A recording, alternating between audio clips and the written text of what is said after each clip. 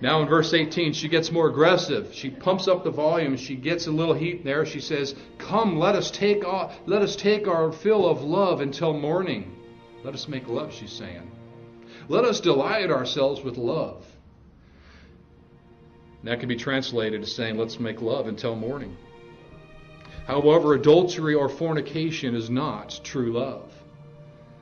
I will not say her name, but a young Christian lady that I know very well came to me about a year ago crying because her live-in boyfriend, she said, quote unquote, cheated on me, close quote.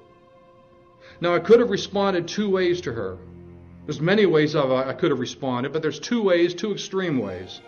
I could have responded to her like the devil, or I could have responded to her like a Christian.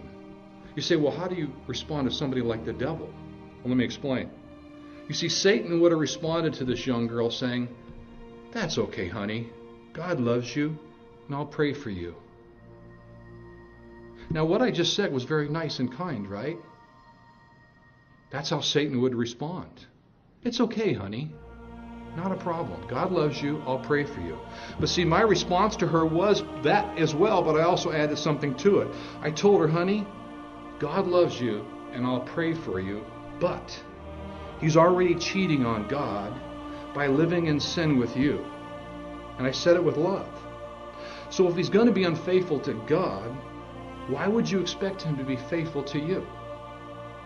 Think about that.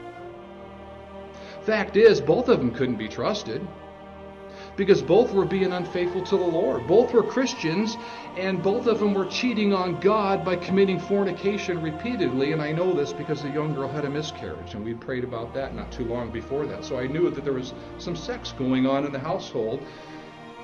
And so we must tell the truth in love. It would have been so easy for me to say, "Honey, that's okay. I love you. God loves you. We'll pray." What I've just done by saying that is I've just acquiesced to her sin. I've just condoned her sin, and I've tolerated it, and this girl needed to be told the truth in love.